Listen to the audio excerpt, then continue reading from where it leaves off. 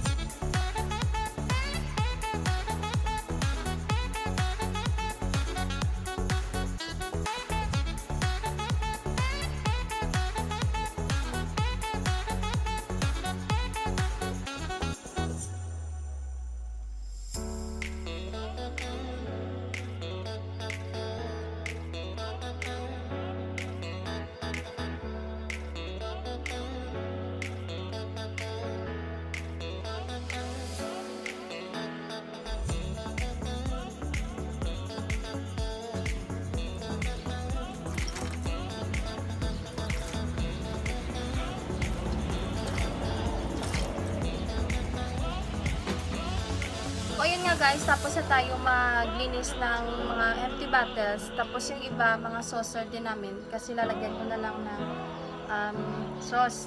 Saucer leak bang tawag dito. Ayan. Tapos ko limp yun, gibutangan ko siya sa init tubig para mga bakterya matanggal siya, no. Kaya syempre halin man sa mga buti baka lang sa likod para maglimpyo man siya sa salod, tapos safe siya. So tanan gibutangan siya sa init tubig. So ang panigban ako na saucer. Ari siguro pang tuyo na lang siya. Tuyo. Kaya mantika na mo ginalo na bitong dito. Mas namin lang tapos, pagtapos ang butangan to sining saucer geek, pero hindi ko pa siya nugasan pa.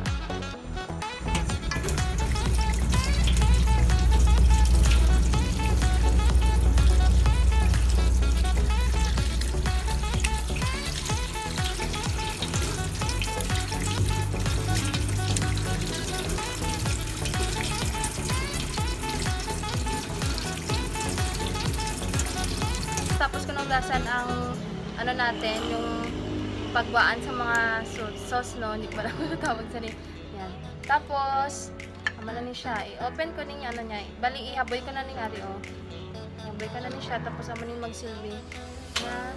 So tapos ito guys, ihaboy na tong taklob niya, tapos ibutang na lang ni siya. Yan. So amo na ning itsura niya. Yan, di ba? Bongga-bongga. Tapos yung lang niyo, yun. Hindi siya maulog. Uy!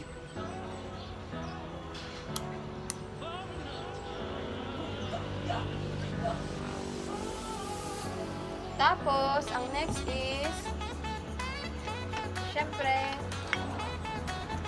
alin ako. Dali, haboy naman yung taklo.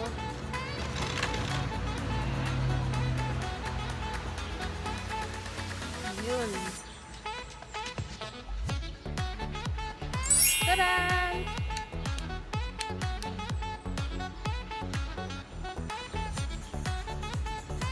Sinamakan. Tapos, next,